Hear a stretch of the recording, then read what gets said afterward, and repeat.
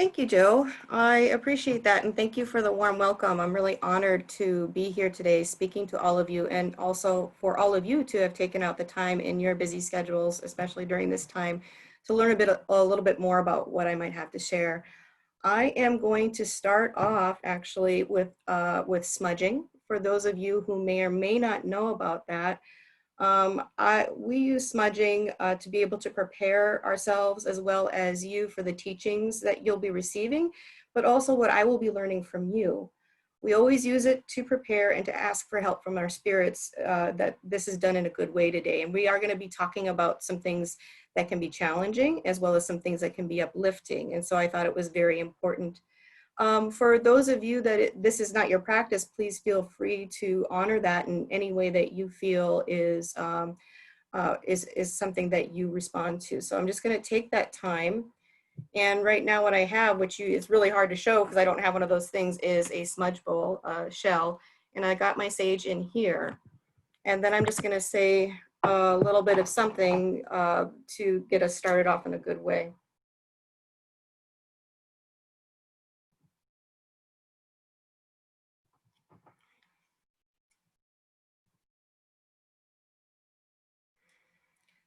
Creator, we ask for your help and your assistance to be able to hear with open hearts and minds the information that we'll be receiving today, and that we're able to take that and bring it into our lives as well as our practice. I also would like to ask for help and support for all those people out there who are struggling during this time, who are dealing with things that feel outside of their control, and that they are able to feel some peace and calm and healing along the way. Thank you, Creator. So thank you for allowing me to do that. That really helps me to begin to talk, because some of the things that I'm going to be talking about are very personal to me. And so because I am Native American, that is the perspective that I will be coming from today as I talk about shifting this mental health paradigm to a mind-body healing practice. So the experience you will be hearing will be that. I always kind of like to start with some introductions and disclaimers, especially to, to all the people that may be on this call or this webinar. I am, as he said, my name is Jessica Gorno, and I am an enrolled member of the Turtle Mountain Band of Chippewa out of Belcourt, North Dakota. So my tribe is in North Dakota, but I've been residing within the Twin Cities area now since 1998. So I guess I am a Minnesotan, and living with a varied amount of tribes. We have about 11 different tribes here in the state of Minnesota. We have 7 Ojibwe and 4 Lakota. So a lot of the experiences you'll be hearing from me today are personal experiences from my tribe, as well as experiences that I have had here in Minnesota. So for all of you to know that, our Native American history and our experiences are very varied and enriching and unique. So what I'm going to be sharing with you is just some of what my opinion and what my personal experience is. And that at times I will be making generalizations just to make points, but understanding that that is not everybody's experience, especially for Native people. I will be talking a lot today about our American Indian history in relationship to our trauma experience in the United States. I use that to set the stage to talk about the way in which we look at and perceive resiliency and wellness, and to talk about the mental health shift. So I will be starting off with that in mind. A little bit about my experience here in St. Paul. I currently work for the American Indian Family Center on the east side of St. Paul, and we provide services to our American Indian urban Indians. And our mission is to do that through our traditional American Indian values and cultures. So all of the programming that we have at the American Indian Family Center is within our philosophy of a holistic person, looking at the physical, the spiritual, the emotional, and the intellectual. So all of the programming is intentional in trying to support all parts of being a human being, and therefore hopefully receiving the support that they need to begin their healing journey. I wanted to talk briefly about the historical trauma experience. I wanted to speak about a little bit about our entry point and give some context to where we're at currently. And of course, we always kind of start off with the entry of Europeans in 1492. Now, that being said, we've had other people have been within the United States between 1492. But the point of 1492 is the point where we start talking about the change in our relationship with mainstream culture. One of the things I wanted to talk about next was one of the first parts that was done was the seizure of our land. And I speak to that because we as Native people are very attached to our land. Many of us have been on our lands for as long as we can remember, as well as as well as the generations before us.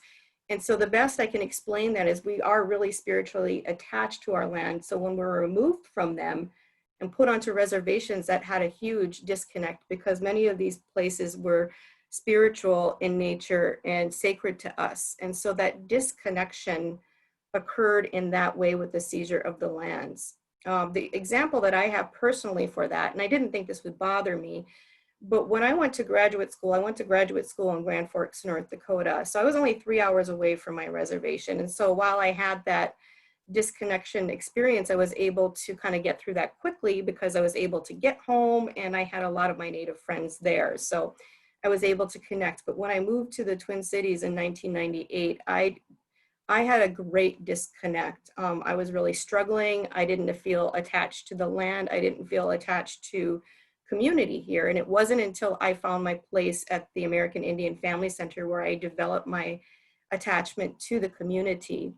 And so that was my kind of example of like, I can't imagine on such a small scale that I have it, that it was that difficult, how much more difficult it must have been for people in 1492. When that occurred, many of us, and not all of us, but many of us were placed onto reservations. For those of you who have never been to one, they have a lot of disparities in relationships to other areas you go to. The poverty level is usually much higher. And in addition to that, there's very little resources on the reservations. So the level of poverty, like I said, in some places can be pretty significant. The other part I wanted to speak to was the cultural dispossession. During that time when people came, many of the sacred items that were passed down from family to family were removed or taken. Some people were able to hide them, but some people were not. And you can see actually some of those sacred items on display in museums throughout the United States. So those items that we would generally use for healing and connection and repairing were taken during that point in time.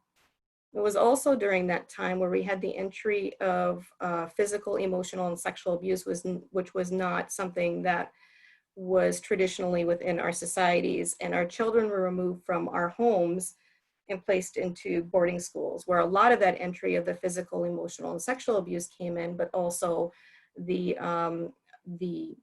changing of the traditional parenting norms. As I have said earlier, on these reservations, many of the resources were not available, and so dependency was created in certain areas on the government for those resources and to be able to receive food to feed our families. So that happening, and then I would say one of the hugest pieces in addition to the removal of our children was the outlawing of our spiritual practices. One of the reparative ways in which a community can heal from collective trauma is through their spiritual beliefs and practices. It's the base of their support that they can go back to for healing. However, when you remove that and you remove our medicine men, our medicine women, which happened, you essentially remove the collectivistic way to heal from our trauma. It's like an epidemic hitting a society when all of your doctors are gone and there's no way to take care of them. The biggest impact that I want to talk a little bit more about is the traditional rearing practices, which a lot of our classes that we have at the Family Center are around. So traditionally, our child rearing practices were disrupted or warped by experiences in the boarding schools. I don't know how many people on the call are really aware, but the federal government had the right at that particular point in time to be able to come in and take your children and forcibly remove them from the parents and put them in boarding schools where they were used for hard labor. The parenting model was developed out of the Bureau of Indian Affairs, so it was ran typically by Catholic schools, so it was a physical punishment sort of protocol that was used to address behaviors. Traditionally, our children, and even to this day, I remember this still happening, is we followed around and listened to our elders as well as our parents, and we learned from experience, and we learned on how they parented us as a community. And so when the children returned back to the tribe, if they returned back to the tribe, they often could not communicate anymore because they couldn't speak their language, and they also uh, did not know how to parent in the same way. So if, for those of you who are parents, you often know that we parent the same way that we've been parented unless we make active changes for those behaviors. So that was where you saw a lot of the different entries. The other impact, as I've mentioned earlier, was the spiritual practices and our traditions being outlawed. And when you think about this, it really wasn't until 1978. 1978, that's not that long ago, where we were allowed to be able to practice our spiritual practices and our traditions. So a lot of that went underground, and that is why, certain practices, while certain tribes will share bits and pieces, other ones are not available, but that secrecy came in out of the need to protect those practices and to be able to keep them within the tribe. Now, the practice was really about living in balance with the spirit world and having respect for the world around us, the earth that we lived on, the mother earth we lived on, as well as our relationships with each other. And so there was not a concept of good and bad or evil, things like that. And so when that happened, majority, not all, but the majority had those forms replaced with foreign religious forms that tore apart the community's social cohesion. And that is not the experience of all Native Americans. That is the experience for certain Native Americans on different reservations. So that foreign religious form really had one God, when in effect we saw everything as having a spirit or having a life. And so that's really different to go from that creator to going to one God with a good and evil concept. When you think about good and evil, you have a yin and yang. You have something's either good or bad. When you say that, you're looking at the introduction of shame and guilt. So those are just some of the ones I wanted to talk about a little bit more. I really kind of like showing this graph, and the reason why is it's pretty visual, and it gives you areas that are typically targeted when people come in and take over a culture. The 4 areas targeted really were the physical and psychological violence, the segregation and displacement onto reservations and tribes, the economic destruction by putting us in places where we traditionally hunted and where we gathered. The lands that we were put on typically didn't have that, so the ability of people to take care of themselves became compromised. And then, as I spoke about earlier, the taking away of the sacred items as well as the outlawing of spiritual practices. This all happened to our first generations, our great-great-great-great-great-grandfathers and grandmothers. Now, I really just kind of want you to think about that, because now that if we were to use the date to 1492, we are now in 2020. And so this has been occurring for 5 centuries, 2 decades, and 8 years, 528 years that this format has been introduced and maintained throughout our systems, throughout our organizations, throughout our communities, and throughout society as a whole. And so that's why when people say things like, I didn't do this to you, that was so long ago, essentially the message being, you should be over that. Are microaggressive remarks that are so very traumatizing as well as hurtful, and slow down our ability to really deal with the trauma experience that we have had head on. It perpetuates the trauma, and we can't move forward to heal and repair that relationship. As you can imagine, with those many things being attacked, we get a lot of different responses in different areas. One of them, when I talk about the physical response, we're looking at the change in our diet. One of the things I noticed is that, we tend to receive things like commodities, and for those of you who know what those are, um, they are food given to you from the government that are canned, and I should have had my picture up here of what it looks like. And oftentimes you'd open even like the cans of beef and they'd be covered with a layer of this thick of grease and fat. And when my grandma used to cook, she used to cook these very fat-based, casseroles. It's North Dakota, so a lot of casseroles and other foods like that. And many of the school systems used a lot of fat. When I was in graduate school, I asked my grandma, as well as the places I was at, why are you feeding people all of this fat-based diet? They said it's because the fat in it will keep people hungrier longer, and you could feed more people with less money. That response made me very sad, but it made more sense. But physically, what that resulted in was a higher rate of diabetes and compromised immune stress responses and nutritional stress responses. With the removal of the children from the families, we have the introduction of the breakdown of the family, not parenting in the same way, not being able to know how to be with each other in our families. And of course, for you people who diagnose out there, the psychological response is not surprising. We're looking at diagnoses primarily of PTSD, depression, conduct disorders, and ADHD in our children primarily, and a lot of grief and loss. And this has continued to be passed down through the generations from one family to another family. So I know that a lot of people are talking about epigenetics, and that might be somewhat controversial, but the belief that these are carried with us is something that we talk about in our therapy as well as our spirituality when we're working with the people that we serve. Now, if you think about that again, if you think back, like I said, 528 years, it is not surprising that your brain and your biology can change as a result of being impacted by trauma. We know that mothers who are giving birth who are under a high level of trauma or stress, that impacts the baby as well. So the body becomes primed for reactions to trauma. And so this slide is really just to show you how a person impacted by trauma and what that looks like in the brain. So of course the CEO, the frontal executive functioning, is really disengaged, and it leads to impulsive, short-sighted behavior. And most of the part of the brain that's in control is our fight or flight, which, as we know, is only supposed to be on when we are under stress and in really extreme situations. But if this is the system we're tending to go to, it's no surprise that we tend to get into situations, that people with trauma tend to get into situations that put them at risk. So what are our effects? This is not rocket science. Of course, our effects are complex post-traumatic stress disorder and a variety of other mental and physical illnesses that we diagnose people with in our mental health system.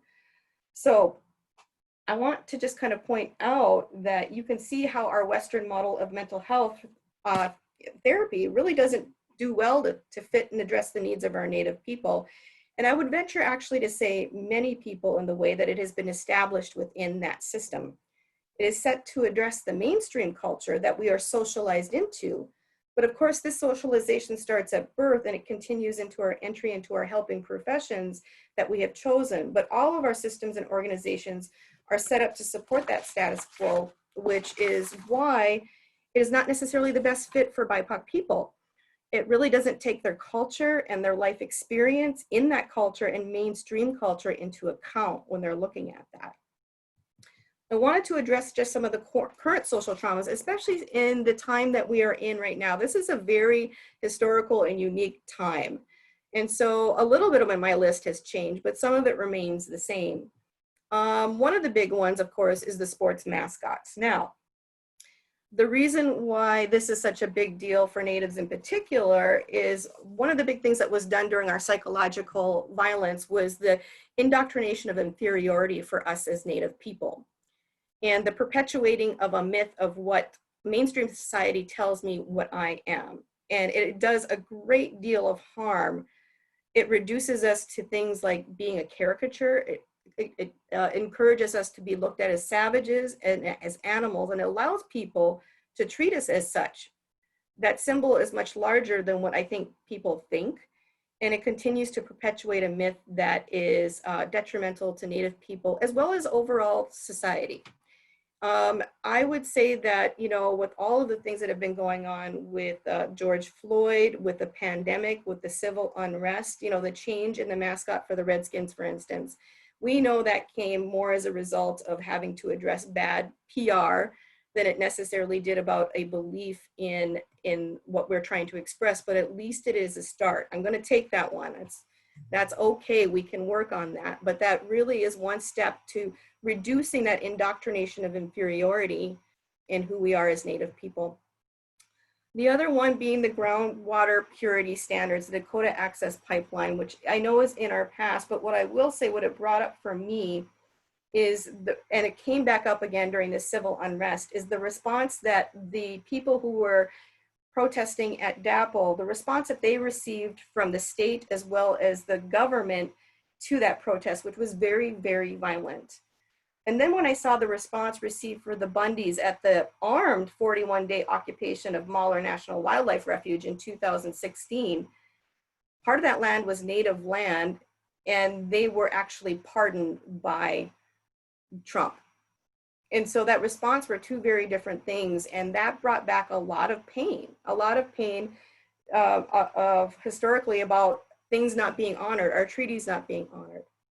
In addition to that, you know, we are seeing the hurt to our Mother Earth in that area as a result of that decision.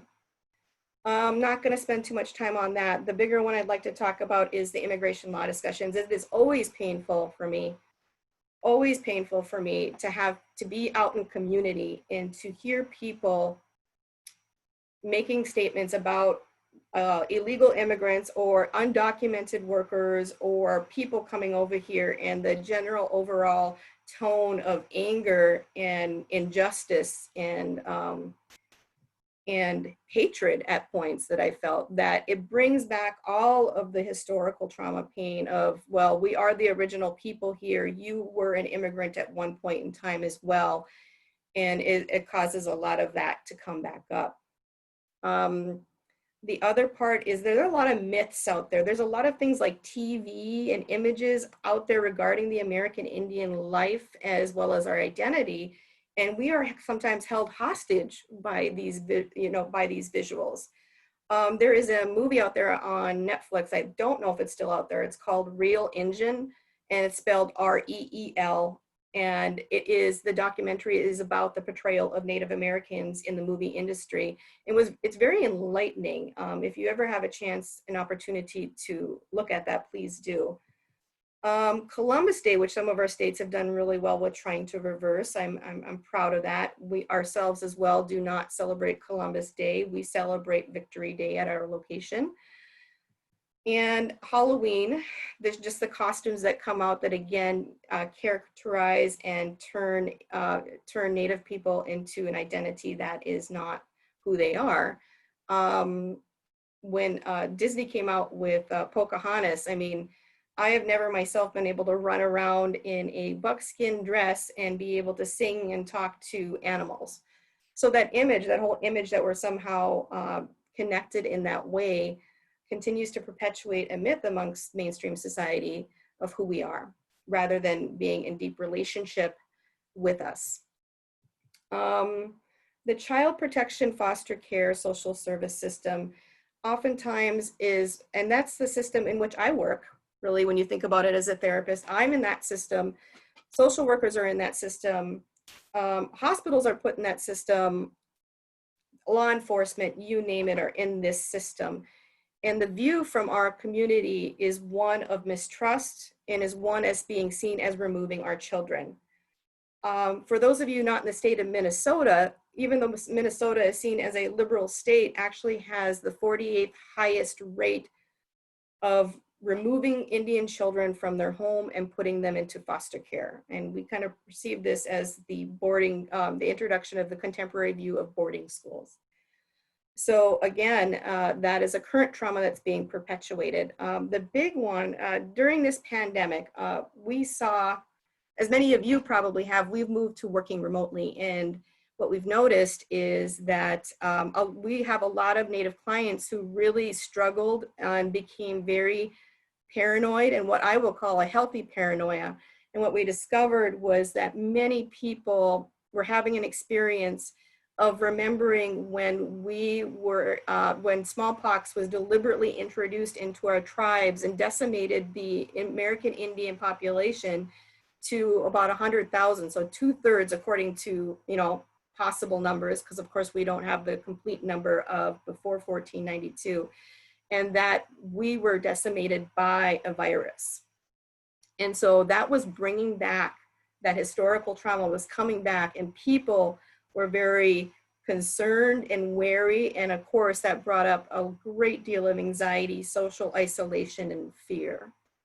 So that brought that piece up again with the current civil unrest and the fear about what's going to happen, because our experience with the government is one in which this is nothing surprising to us. What is happening right now has already been there.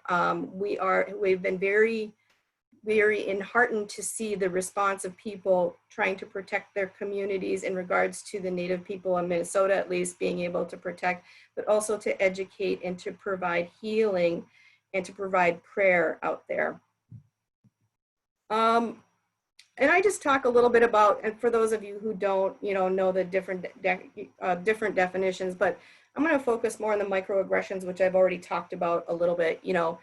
These microaggressions, people think they're little small things, but they're actually just as big as they're actually, more oppressive in that they kind of fly under the radar. And so people don't know if they should address it or not address it. And it really does continue to create and foster and enforce that marginalization that we experience.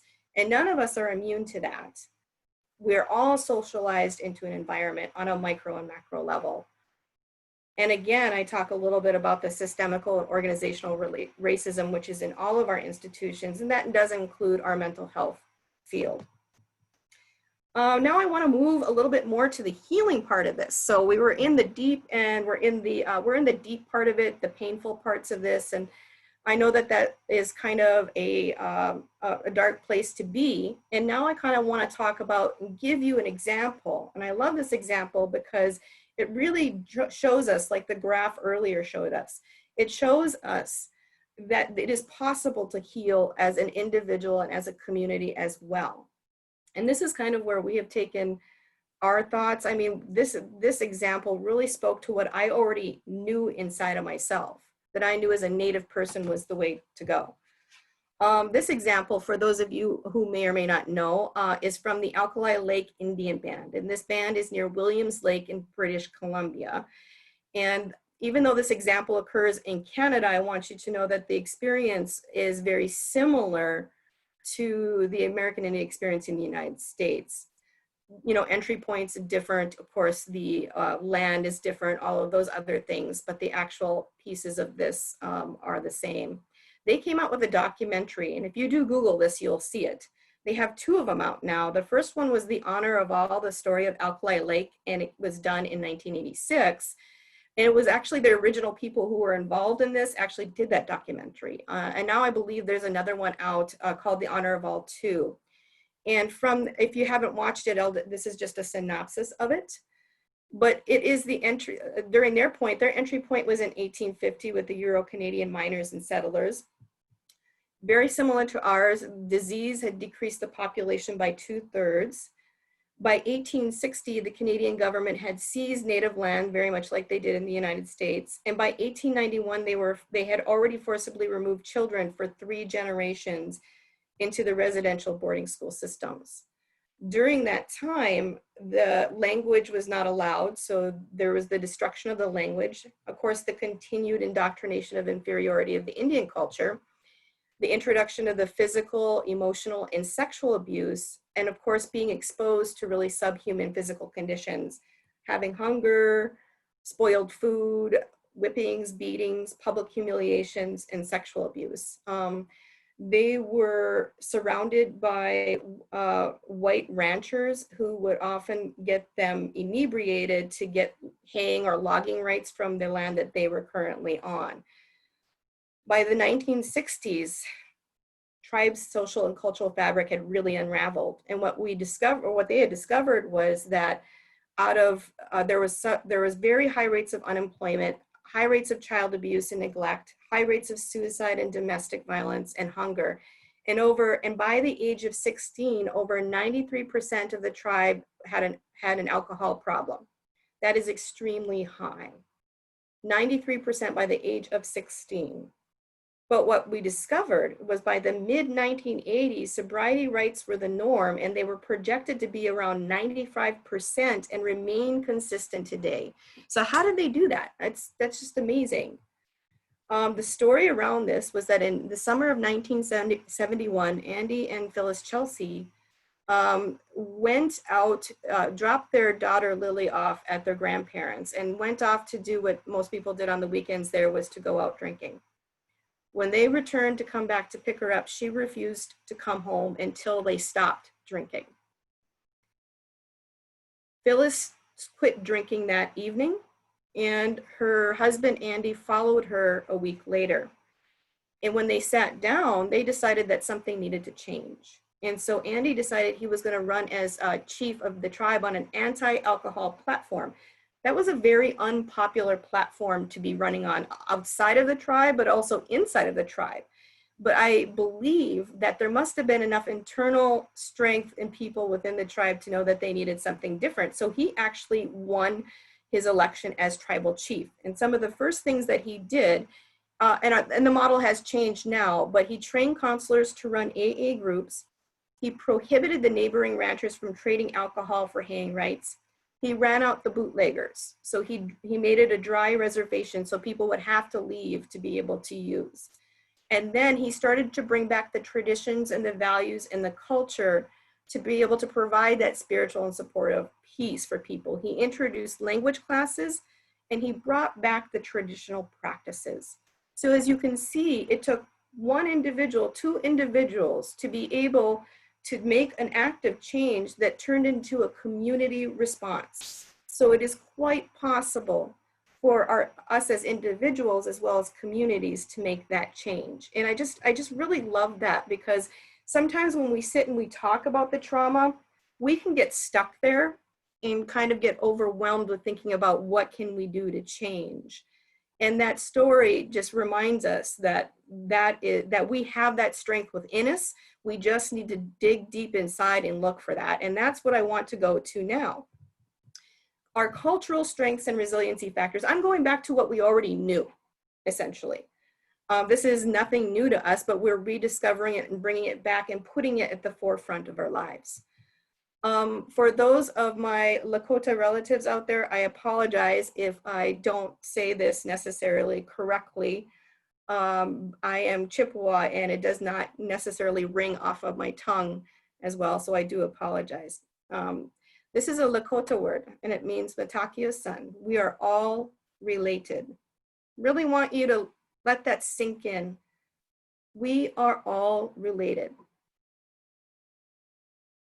The United States is built on a very individualistic theme. Does not have a community worldview.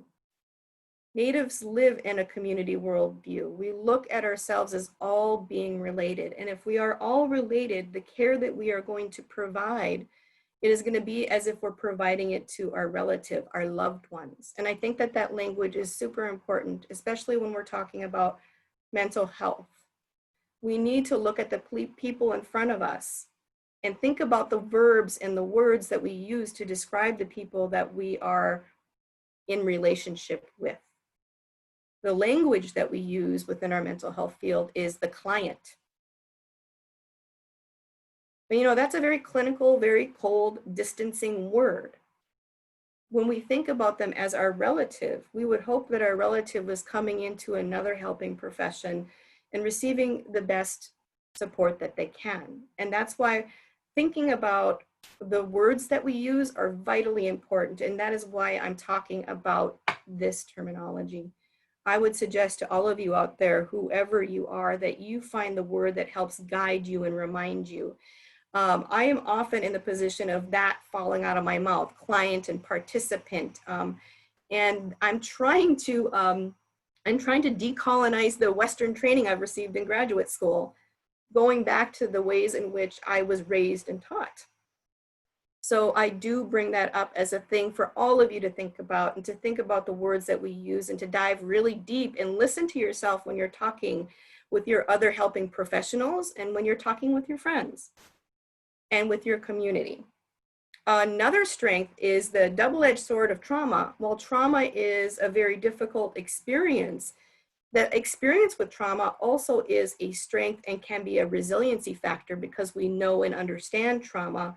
We can be able to take that resiliency and turn it into a positive. We also already have a very long and strong spiritual tradition. And I want to make this important. This is not just Native people. Our spirituality is a very personal thing for each human being. And that spirituality is inherently within us. And we need to remind ourselves that we do have that within us, that our spirituality is not something outside happening to us, but is something that we have within us, and that we can bring forward into the work that we do in the way that is meaningful to you. Another one that I always like to bring up, because a lot of the research, especially in the Western world, is around our rates of alcohol use. And that's because much of the dollars for research were focused towards that. But what I want to point out is to those people in particular who go back to those traditional values in their hunt for their abstinence from substances, that when they do that, they do have the highest rate of being able to abstain from substances after obtaining sobriety. And so that is something to be thinking about, because we often don't hear about that. Another strength, of course, is our holistic vision for life and healing, not looking at a person just as an individual, but as in their relationships to others within their family, within the larger macro systems that they reside within. Also, something that we're always, that we should think about embracing is our elder respect. We have a high level of respect for our elders, and especially at the family center, infrastructure, as well as where we are heading and the programs that we choose to do and the work that we choose to do, is all guided by our Elder Advisory Council. Nothing is made without their support and their guidance. And to remind ourselves that our culture and traditions have built-in models of healing. So I wanted to talk a little bit about the paradigm of the difference between the Western and the Native models, and then go into some real examples of ways in which we have shifted that maybe people could take and utilize in the way that is meaningful for them.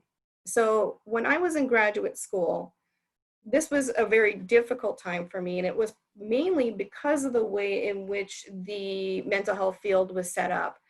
So I have a father who was trained as a police officer, then he was a probation officer, and then he was a detective. And then he decided that he was really tired of being shot at in his job, and so he decided he wanted to be a social worker. So my father became a social worker in the second half of his life. And he was the first one to kind of introduce me into the helping profession. And he would always talk about diagnosis and the categories and the arguments that he would have in graduate school.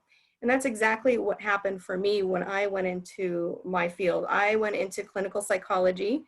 And what I noticed was that when I would go into these classes, the view of this was a very Western view. And I realized that our whole mental health model was really modeled after our medical model. It was modeled after the medical field. And so there's diagnoses, there's rigid categories that people need to fit within. And the focus really in that model is on really problematic behaviors. People don't come into therapy if there isn't a problem behavior that's somehow getting them into trouble in some way in their relationships, or they've received consequences legally, but they're coming in because they have a problem behavior that we identify. And so it's only on that behavior without really kind of looking closely at the impact on other aspects of being a human being. But when you look at our Native American philosophy and our ideology on illness, it's a much more multifaceted, fluid approach. It's always moving, and it's very descriptive, and it's talking about what is going on within their bodies, their connection to the earth, their connection to their relatives, their connection to their ancestors. And so that really got me thinking about, this is really not fitting very well. And I realized is really because the two models are very diametrically opposed. Our Western model is a model of sickness, and the end goal is eliminating sickness. So the thing that has gone through my head and my heart and my body is, how can we expect human beings to be able to heal, to be able to get better from the issues that they are struggling with in a model that is embedded in sickness, that is diametrically opposed to what we're hoping for them? We have them in this model of sickness. So what happens is a person comes into our therapy room. We're doing a diagnostic assessment. Even when you hear the word diagnostic assessment, that's very clinical. But we need to complete the diagnostic assessment to be able to diagnose a person. So the person comes in, they receive this diagnosis, and of course it's got a disorder attached to it. So we look at the language of disorder. Disorder implies that there's something wrong, right? And then from that diagnosis, we prescribe a treatment plan, which is exactly what a person would do when they go into the doctor. And supposedly, if we follow this treatment plan, our 26 sessions or whatever are allowed before we have to ask for additional support, we end up, the person is so-called cured or ready to go on or ready to be able to be productive in society. Now, when you think about that, the language of things like this, disorder, problem, treatment, it's no surprise to me that the stigma of mental health is as high as it is with language such as that. We need to really think about shifting our view on this and shifting to one that looks at more aspects. I'm just going to bring it back to a little model of our native model, which really does, because that's the perspective I have, is more of looking at this holistically and being and living in balance and the use of those ceremonies and traditions and values. So when a person comes into a healer, that looks a little bit differently. There aren't words such as disorder or that. There's no formal diagnoses in that same way. The difference being that this is more a way of life. It's looking at long-term. It's not looking at necessarily individual therapy sessions. And the way that we look at it, at least within the model that we use at the Family Center, and you can find multiple different examples of different medicine wheels out there. But when we look at this, this is the one that we are looking at. So when a person comes in, while we may still have to be doing that diagnostic assessment, they're not just meeting with a therapist, but also meeting possibly with an elder to talk about their culture, to talk about where they are at in that, to see about what their needs are in that area, if there are any, and to just provide that support to a person. So if we were to just look at that medical model of mental health, it would really truly, the mental health model as well as the medical model would all be down in the south quadrant.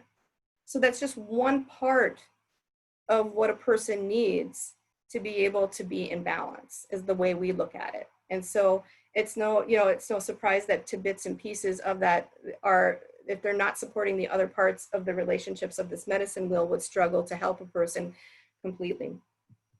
And so the way that we are conceiving of it is, when we're talking about it, we're talking about soul wounds, and how do we help to heal those soul wounds? And what we feel is that with our genuine healing, that our healing generates compassion and it generates tenderness. And to heal from that, we must heal the individual, and that our healthy individuals will give birth to our healthy institutions and cultures. It's circular, just like our medicine wheel. So what we have to do is we really have to start looking at intervening at all levels as a community. We need to intervene at macro and micro levels at once. I am going to just pass through these ones a little bit and just give you some of the examples of some of the ceremonies that people may or may not participate when they come in with us. Some of the ceremonies that we have been utilizing with our elders is our naming ceremonies, our atonement ceremonies, our coming of age ceremonies, and the introduction back of our language and the use of our traditional medicines in the way that we use to kind of ground us. Again, a little bit more about that, but I think for time's sake, I'm going to go through a little bit more about the way in which we look at coping with stress and how that is integrated into the way in which we do our mental health, and give you some examples of the ways in which we have modified that to address that intergenerational trauma piece. by returning to those values. All of us within the Family Center have on site, as well as now remotely, now we're having to either send or drop it off, some of the 4 sacred medicines that we use to be able to ground us so that we can do that work, so that we can be able to purify our thoughts, and so we can also help people to manage the conversations that they're going to be having. The first medicine, which was the first medicine given to us by the Creator, it's the first plant that the Creator gave us, is our tobacco. And that is the activator for all of the plants. It is an offering for everything. It opens the door to talk to the spirit world for guidance and wisdom. And we offer it when we're asking for assistance from medicine people and others. So for instance, if I were to go to one of my colleagues and I wanted some of their wisdom, I would offer them tobacco. And for the different doors, the different directions, tobacco would be at the eastern door. Now, please remember that this is just the perspective I have. Other people may look at this differently. Other tribes have different medicines that they use. So these are the ones that we are using in particular for the area that I'm in. What I used earlier, sage, which would be at the western door, is used to prepare people for ceremonies and teachings. We use it to release what is troubling to the mind. It can remove negative energy, and it's also used for cleansing homes and sacred items. So I use it quite a bit at home. I use it also in other areas as well. I use it with my clients, and I also provide that to my clients. So there's ways in which you can still do that remotely. These are also in oil format. So for people who cannot tolerate smoke or can't have smoke in their building, some people have those specifications that they can't. You can also rub some of that. They have it in, like I said, oil format, as well as cedar, which can also be found in oil format. And I'm going to share something else with you a little bit that is also going to be attached to your PowerPoint that you can use later on. Cedar is our northern door, and like sage and sweetgrass, it's used to purify. And it also has many medicinal uses. And one of the things that you can use it for, if you can't use smoke, is, like I said, the oil on the pulse points. You can also make a cedar bath or have cedar tea. So you can ingest the cedar tea, or you can take a bath in it. And I have attached the cedar tea bath recipe for you all, and you can use that. It is specifically from Donna LaChapelle. That is her recipe, so I want to make sure to acknowledge that, and it is written into the recipe. I received that from a colleague of mine, and I have used it myself. And those are ways in which you can actually have to use with your clients, should that be something that they feel will be helpful for them. And our last one, sweetgrass. This is at our southern door, and it's also used in prayer, smudging, and purifying ceremonies. I really love the smell of sweetgrass. It smells exactly like its name. It smells very sweet. We usually use it at the beginning of prayer or smudging. It's a gift from Mother Earth, and the 3 braids, or the braid, represents the 3 hairs of the Mother Earth, and that represents love, kindness, and honesty. So when you think about that, when you're grounding and when you're trying to start off in a good way, love, kindness, and honesty helps you to start off in that mindset. So I want to talk a lot about some of the different models and how we've kind of shifted the way in which we're looking at the way in which we're providing support. And this is the part where I'm going to show you a little documentary. This is going to be about a spirit doll making class that one of our elders in residence actually performs quite a bit, along with our therapists and community members.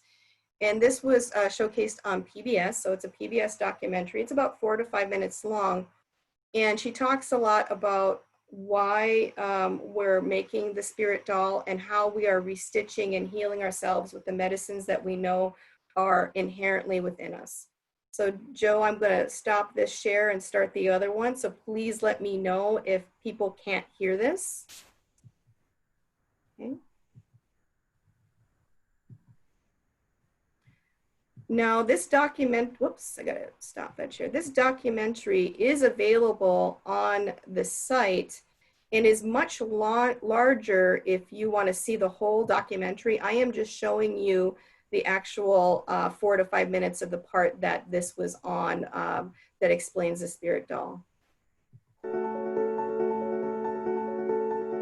Some of our parents have grandparents and their own parents that were in the boarding schools, so the parenting piece was disrupted in their family systems, and because of that trauma, it's still affecting how we parent our children. The Path of Life program, the name is referencing to all of our life experiences and decision making. This parenting program is at the American Indian Family Center here in St. Paul. The parenting program is really important to our community. We're still healing with historical trauma. Historical trauma is a wounding that happens so deep it encompasses the soul. That unresolved trauma in our ancestors' lifetime that didn't get healed is passed on through the DNA into the next generation, propelling out further and further into each generation. And then we have our own life experiences. So if we have trauma in our lifetime, it becomes stacked within us. They call it epigenetics science now, where it's transmitted through each generation. And so our responsibility in this lifetime is to heal the trauma. And when we do our own healing work in this lifetime, we're healing our ancestors that didn't have the opportunity to heal that trauma. And now we change our life path and our behaviors change, and we're also the mirror for our children and the next generations to come. And it's called the string of lives. We're all connected. They teach you about yourself. They teach you where you came from. There's the 7 grandfather teachings that they've taught us. The meaning of the medicines and how to use them for healing. It's very warming. Brings you a sense of peace because you see your children learning the stuff that your elders are teaching you.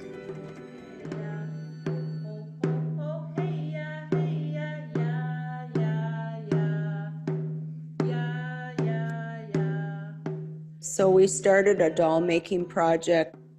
What they're making is a doll to represent them. It's a spirit doll. So as they're sewing the bodies of the dolls, which are made out of leather, they're working through steps where they're reattaching and healing the parts of themselves that got fragmented through trauma. I'm in recovery, and so I think that I didn't have wonderful upbringing, so to be able to learn about myself and take care of myself and be healthy, and so that I can kind of break this cycle, it's a great burden in some aspect, but it's a great strength too, to be able to overcome and know that it's possible. And this doll represents myself, so it's kind of like restitching my life. Like, I'm my own surgeon, so through the trauma that I've experienced in my life, I put like a lot of love and care into this doll. It's a very healing project.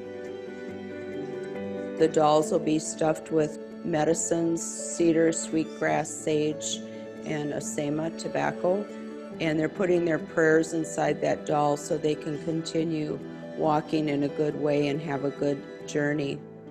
Using your hands to create something and using traditional cultural crafts helps us tap into our unconscious. Each parent identifies where they are in their own development. When they learn their own self-awareness, then they're also learning to become more aware of their children's behaviors. One of the biggest things we've been taught traditionally in our communities is we don't hit our children and we don't yell at our children. There's a lot of resiliency and beauty in our community. We have a lot of compassion and unconditional love. And through those traditional values, we heal. In our community,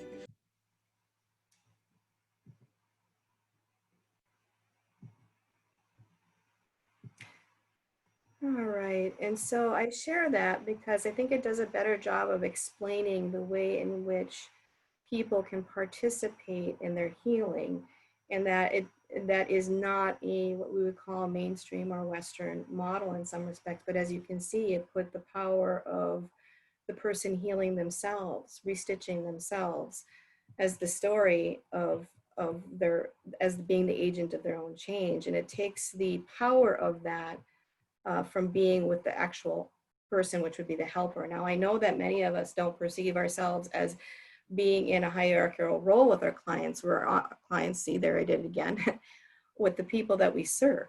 With the people that we serve, we're on a role and we're on a journey with them, but that does not mean that's how they perceive us. And so this can be a very powerful way in which a person can focus in on their own healing. This is one of the spirit dolls that were made, and I just think it's gorgeous. I just thought it was so beautiful. And that doll is filled with medicines that each person has chosen to put within themselves. This is a little bit hard to see, but what they all did too is, instead of being able to having to tell their story over and over, especially in a therapy setting, people wrote their actual feelings and wrote their story around their spirit doll. And so this was one of the examples that was put up there of the story of what that doll meant to her. And when we finished this, they actually showcased their work in a community event so that people could see that the work that they did. They ended up feeling very proud and it was a very restorative process. So I wanted to make sure to share that.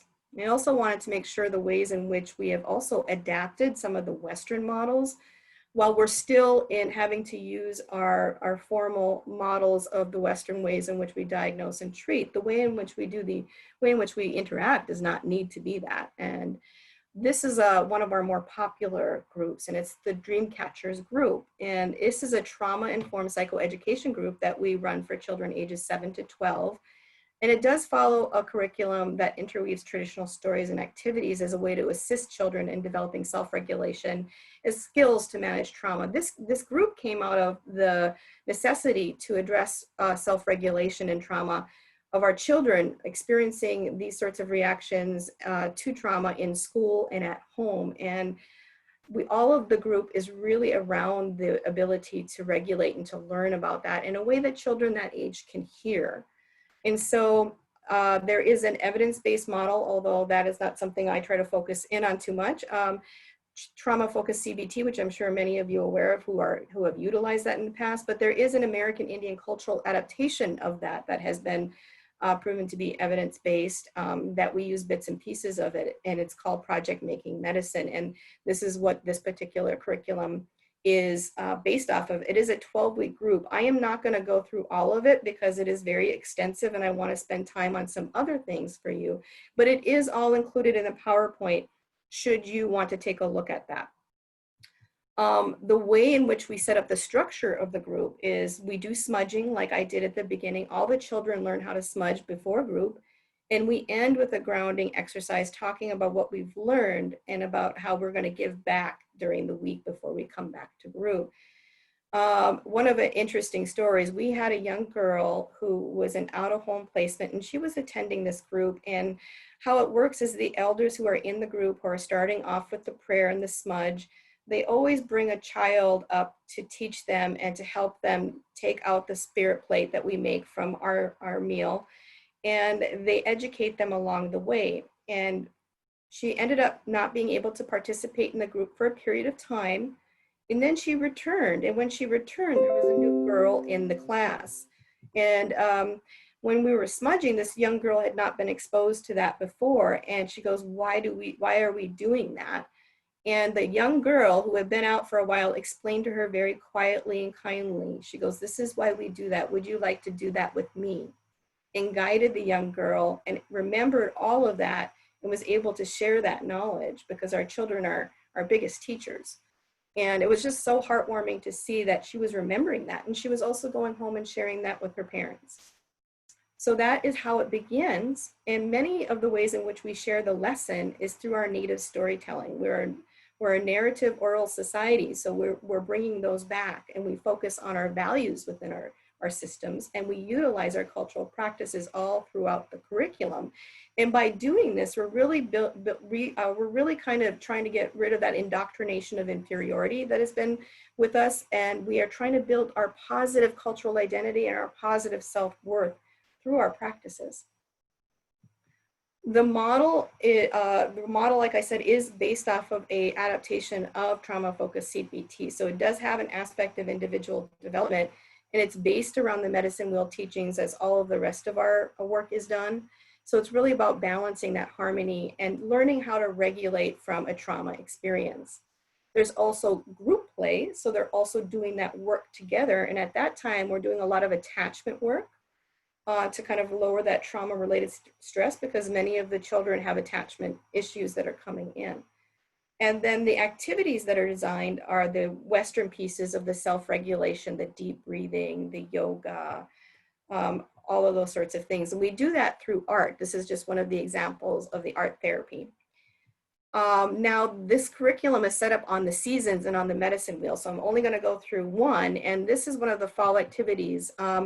In the fall, as you can see in that curriculum, fall reminds us that we are preparing for winter, so new beginnings, and that's the area of adulthood responsibilities. So the core values in that group that we're focusing in on during the fall are trust, integrity, honesty, leadership, responsibility, and freedom. In the animals that we're using in the stories that we're using to teach these lessons are the beaver and the snake. Now, please remember, different tribes have different meanings behind their animal stories. And the ones that we are using are based off of the tribes that we have here in Minnesota. So I just wanted to remind you that those stories do vary. And so we discuss the teachings of those animals and what we can learn from them. So that was just one experience. And when they're in there, they're also learning how to relax around trauma. They're understanding what trauma is. And they're practicing those self-calming techniques. So all of the groups we do as the basis have self-regulation as the base of all of it to be able to address trauma. How that looks varies differently. Those are just some of the self-calming techniques that we used with some of the kids. So that is just one example of that. I don't want to go through the whole curriculum. And like I said, it is all there for you. And you are definitely welcome to reach out to me. But we wanted to make sure that you had that in your PowerPoint. The next example that we have is our more longstanding group, which is really centered around the whole family for trauma. And it's the group is called Sigizin Dodam. It happens 2 times a year, and it's an Ojibwe word for strengthening families. And this is our trauma-informed family psychoeducation group that couples our traditional and cultural teachings with the creation of art with current mental health knowledge about trauma and trauma response. So this group has evolved. And so when we first started this group, we started 12 weeks with a therapist, an elder, and another community member who was more versed in making regalia. And so people were making their regalia to be able to participate in the powwows. Many of them had never sewed a day in their life. They had not done that yet. And so that was a very overambitious thing to try in a 12-week period. It then turned into a moccasin making, which also fell to the same issues as the regalia making. And so what it has evolved into is people identifying a piece of their traditional values that they want to embrace in art form. And so in this particular scenario, this is a really cool story. She made a medicine bag with hers. And while, as it was said earlier, while you are working on something, it often shuts down the inhibitory pieces of being able to stop yourself and from sharing. And so this is really essential for all of our groups, that people have something, and at the same time, they're learning something that they've always wanted to learn, that maybe they did not have the opportunity, or they did not feel that they could ask for fear of being shamed. And so this is a very safe place. So when they're in here, they are focusing in on learning about trauma, how it impacts people individually, how it impacts people in their family, how it impacts them within the community in larger systems. And then they're talking about ways in which they can heal from that and how they can move forward in their families and how they can possibly impact their community later on. And the particular example we had that was just so empowering, we had a woman come in and she had 5 children. They had all been removed due to mental health issues related to her partner. She was able to have them returned. And so she started the group to be able to do something together as a family and begin to heal. And what we noticed immediately as we were working and sitting with them was that they could not get through. We always start off with a meal. They could not get through the meal. They did not know how to be with each other. And the 2 teenagers, understandably, were very angry. And so they could not contain themselves. So often one person would have to bring them out and just regulate them and bring them back in. And what we discovered was that once they were able to eat a meal together as a family at the group, that they started to be able to regulate and integrate more. She finished the class, and this is one of those lucky situations where she actually contacted us about a year later and thanked us for her participation in that group. And what she said came as a result of that was that all of their, they had found housing and all of their belongings were in storage. And she said the first thing that she did when she got into that home was she got that kitchen table up and running, and they had a meal around the table. And she talked about how meaningful and how healing it was to do that in the group. And that was just so amazing. And so we never downplay the importance of how important it is to be with each other and family. And it was really good to actually hear that that really helped that family. Some of the more common things that we look at in all of these things that we do within our community when we're shifting is, while our person is doing some Western models and adaptations of that, and all of our therapists, like I said, do have the medicines that they use, they have a much bigger team supporting them. We try to assign them with an elder within the organization or outside the organization that will guide them during this time. We have set up community healing circles where people can attend those circles if they want. And we are always talking about mentorship and connecting people back to their traditional Native teachings and cultures. So we're bringing them back to those things that we know that are resilient within them, and hopefully getting them to a point where they can rely on that for stability moving forward. The biggest part of all this is because we're doing this in this way, it really does allow a safe place for people to talk about their experience. They can actually share and start to begin the healing process. I want to spend the rest of the limited time I have really to talk about some of the examples that we're looking at here, specifically in the state of Minnesota, but also the good work and the advancement that people have already been starting and have started. And I am seeing a shift in the community and in society overall. I know many of you may not right now with all the things that are going on, but I just want to share some of those things and talk about how we can make an impact on our mental health field and how we can make an impact on returning it to a healing, or bringing it to a healing perspective. So I sit on the American Indian Mental Health Advisory Council to the state of Minnesota, and the intention of that council, which includes a representative from the tribes as well as from the urban areas, was to talk about we needing to be able to define our own mental health treatment and being able to need to return to that within our lives to be able to heal. And we talked about all of the different systems within that we have to interact with that don't reflect us, that don't reflect our culture and don't necessarily know or understand that and don't promote it. And so we started to talk to different organizations, different communities, different countries in which they have tried to make this shift. And the one that we found that had the most advancement in it was the Maori in New Zealand. And we were able to sit on several calls with them and talk to their leaders in this area. Now, this is not something, it has to look different everywhere because it's different experiences, different historical trauma experiences for everybody. But what they have been able to do is they brought back their language, but they've also brought back the rich history of the Maori into their systems and organizations. One of the things that they have done is that whenever you come into any of their healthcare systems, the Maori their images and their culture are highlighted everywhere. And when they come in to see their doctors, they can choose spiritual and traditional practices as part of their treatment, which is amazing. And it has taken them quite a while, but that has much more integration into the actual systems and overall organization.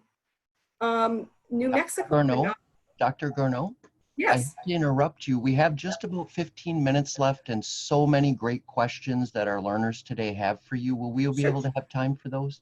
We sure will. I think I only have about 5 more minutes. Okay, thank you. Sure. The New Mexico and the Navajo have what they've chosen to do is that the actual financial dollars for their treatment, medically as well as traditionally, follows the actual person. So that person determines what their care will look like. Of course, there will be some medical pieces to it, but they can have those dollars follow, and those can be used in different ways. What we just recently received here in Minnesota and that we're trying to implement, we've already been doing it, but now we're trying to prove to the state of Minnesota in a way that they can hear that we know that this traditional healing practices work. So we have had our community healing circles up for a while.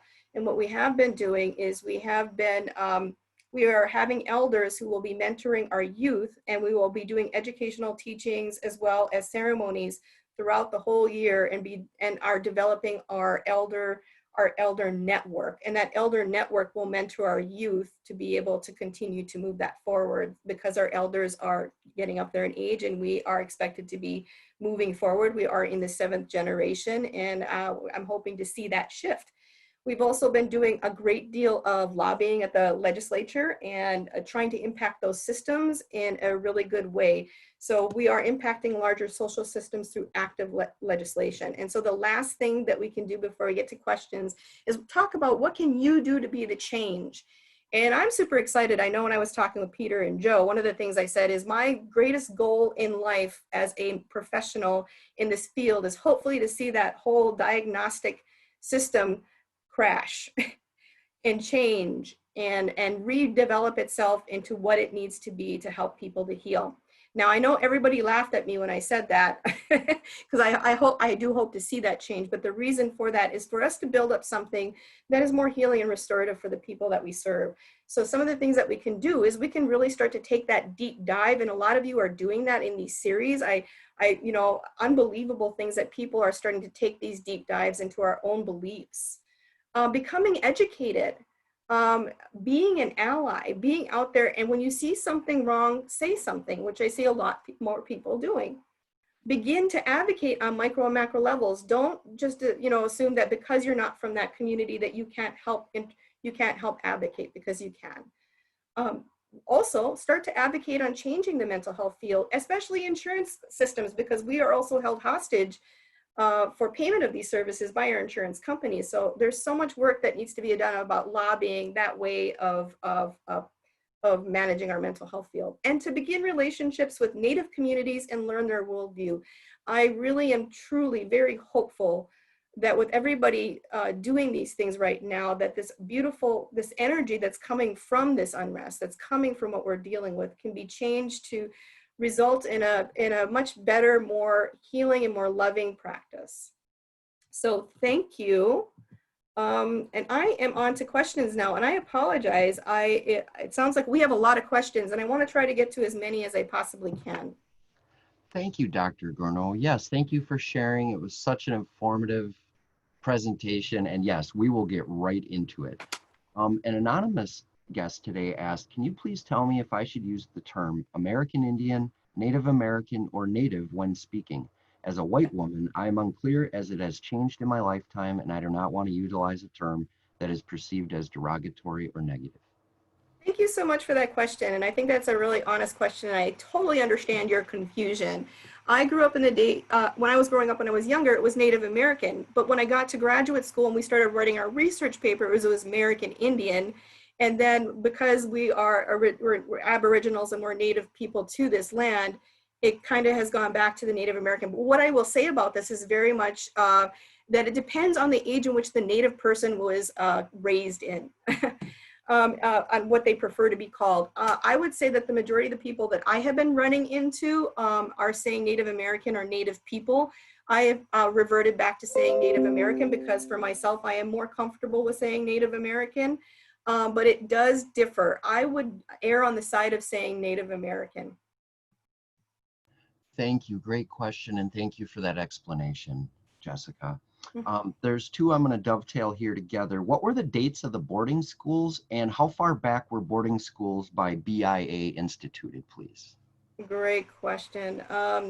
So the boarding school era, and I'm just going to use my personal example because this is probably varied for some people, started in, the last one was 1970. That's how recent.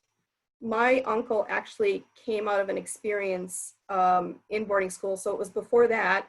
So I don't exactly know the start date, but I do know that my particular tribe had 3 generations that went through that. So if they ended in the 70s, 60s, 50s, these started in the, I know some people 1920s, but in our perspective for us on my reservations, it started in the 1940s for us.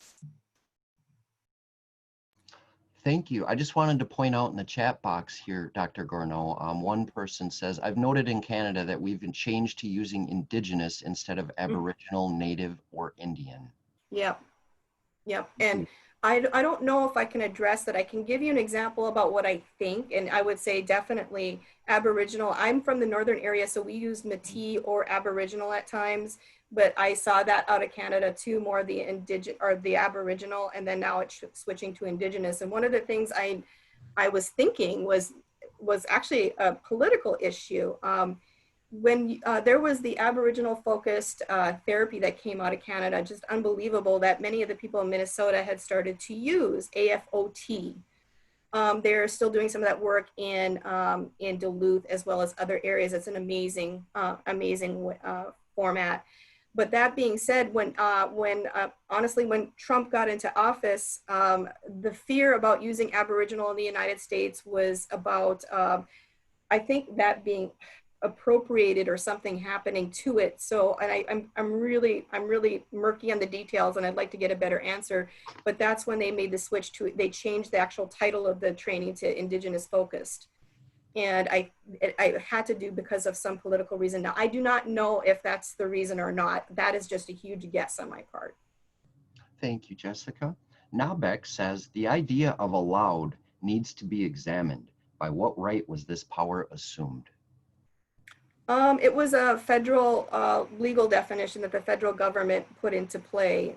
So it was not legal for us, but we didn't have a choice. What ended up happening, the feds mandated it. It was part of the thing of kill the savage, save the man. That part of the era of the trauma experience, and so their idea behind that was they were going to assimilate us into the mainstream. And so the boarding school experience was legalized according to the federal government, that that's something that they could do. And so what happened is when the parents refused, they were jailed or imprisoned as a result of breaking that federal law, because our relationship as Native people is a nation to nation relationship. So it's a tribal relationship as it should be, but it's not treated as, in theory, what it's supposed to be is the United States is supposed to be interacting with Native people as if they're interacting with Canada. We are sovereign, we have the ability to self-rule. Now in practice, it doesn't work out that way, but that is where and I would agree, the word allowed. But when you have a group of people who are traumatized and they can't protect their family, they can't protect their children, there comes a certain point in time where people struggle with keeping up the good fight. Thank you for that. There was a lot of great conversation, side chat in the text box today, and I want to try to address many of those here and get your feedback, Dr. Gourneau.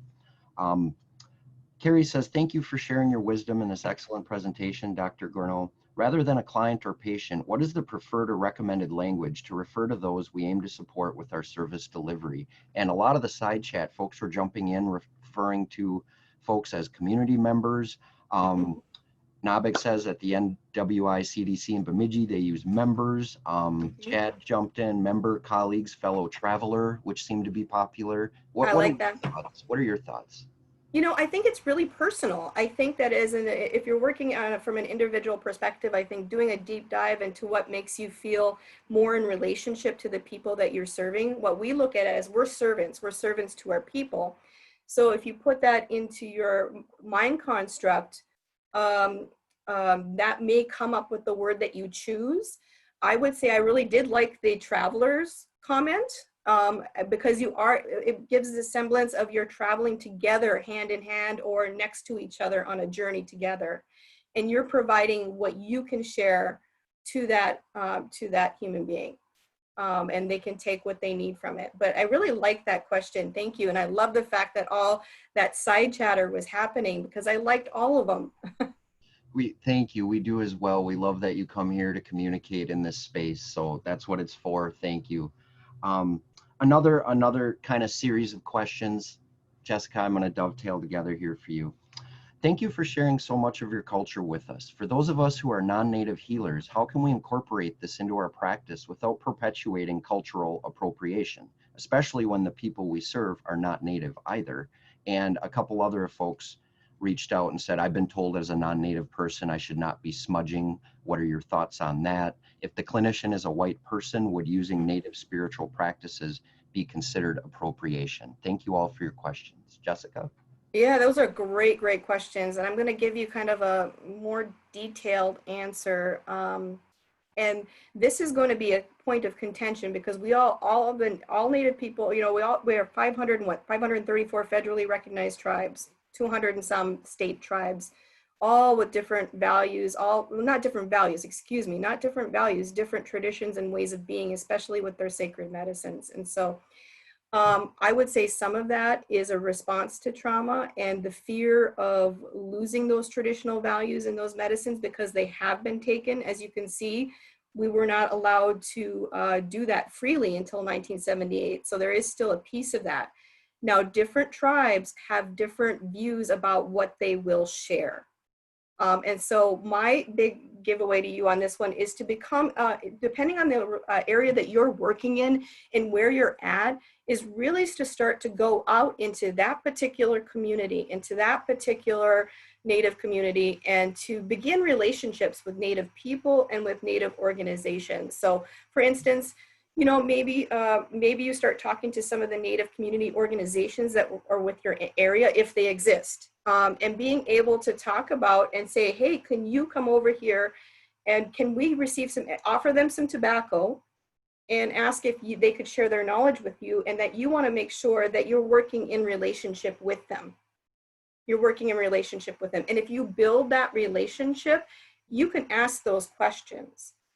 I think the areas where I feel like a cultural appropriation is happening is when I go onto these websites and I see people who are non-native promoting the use of those, and then using knowledge and calling it things like mythology, calling it, something else than what it was intended for, without naturally developing that relationship. And I would hope to think that oftentimes when I see people doing that, I can tell that they haven't been in relationship with Native people. And so I think as a white person asking if you can use that, my best bet is, if you can, is to really, like I said, develop those relationships and ask those deep dive questions once the relationship is established, and then talk about ways in which you can honor that. These sacred medicines were put on this earth for all of us. They didn't just come out, sage didn't just come out and all of a sudden it only belonged to Native people. But we do need to be respectful to the way in which we use it. So what I will say with that is, if you are using it with good intentions in your heart for yourself, and if you do have a client that is Native that wants to use that, please share that with them. They will be very, very thankful. And then after you've developed those relationships, asking if it's appropriate to share it with other white people would be the safest way, is what I would recommend. Thank you for that thoughtful guidance, Jessica. There's two more questions that kind of pair together here. Can you talk about the opening of the private and state-run casinos, and can you touch on the current social trauma related to casinos, please? Yes, and I think it will vary for those of you who are in different areas of the country. Okay, so these talks about the casinos are two things. One, for me personally, I have actually gotten into arguments in a Native American class in undergrad, and I'm old. I'm going to date myself here. I started college in 88. I got into this disagreement in North Dakota, and you have to understand North Dakota's German and Indian, and that's it. German Russian and German German. It's changing now, but that's what it was. And so the hostility towards Native people, even though we had no casinos that were making any significant money, and casinos weren't really a thing then. We got into drop down fights because I was accused of having my education paid for. And I say that because it gives me the same feeling as when we talk about casinos. Now, in the state of Minnesota, we have 3 tribes that make a significant amount of money. And there's really only about 9 tribes around the United States that do make a significant amount of money for their tribes. Now, there might be more now. But what I will say about that is that really the reason why the discussion is so difficult is because the hostility that arises from mainstream society making assumptions about Native Americans being rich when in fact we have some of the highest poverty rates leads to the increased anger and basically almost covert racism around those discussions. Lots of people talking about things being fair. This isn't fair, that white people should be able to do this too, and that somehow we're getting something that other people aren't. The other part of that discussion is, at least here, oftentimes what the state will do is if they're in Minnesota, if they're asking the tribe for money, they will often put before the legislature that they're going to try to run a state operated casino, and that will divert from the tribe's ability to gain money. So sometimes it's used as political leverage in those discussions. So again, it just kind of brings up the whole trauma piece about Native people trying to take care of themselves in a different way, and then people, overall society, having such a strong reaction to it. Thank you, Jessica. We're just at our time here. I want to get just 2 more questions in. Are you still available for 2 more questions, Dr. Grunow? I sure am. I'm available till 2 o'clock, but yes. Thank you so much. Angelique says, considering that the use of tobacco is a part of Native spiritual practice, does the possibility of getting cancer ever come into play? And Nabek asks, and the final question, what is an atonement ceremony? So for the first one, for tobacco, we don't promote the use of commercial tobacco because of the toxins in it. So what we're using at the Family Center is kinnikinick, so red willow. We have to be careful about the time that we gather it because we can't gather it till the first snow, and we have to get to it before the DNR actually raises it down and takes it out. So the process for that is really taking the red willow, and we're teaching the families how to do that. It's a more intensive process than it sounds like, and you're kind of skinning the bark off, and that's the tobacco, the traditional tobacco that we use. So the other part is if we end up in situations where you're offering tobacco and you have to use commercial tobacco that we're generally not smoking, we don't smoke that. When we're taking tobacco like that, we're laying it out and offering and asking, we're not burning the tobacco unless you're a pipe carrier. A pipe carrier would burn their tobacco and pray for the community.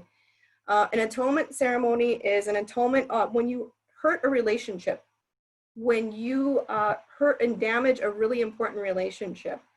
The atonement ceremony is for the person to repair that relationship and to atone for the pain that they have caused in that relationship. Well, thank you so much, Dr. Gourneau. Thank you all for joining us today for part 2 of this 3-part series. On behalf of the Center for Practice Transformation, we'd like to extend an extra special thank you to Dr. Jessica Gourneau for sharing your time, talents, and wisdom with us. You will all be receiving emails from me this afternoon, and be safe. Miigwech. Thank you all. Thank you all for joining us.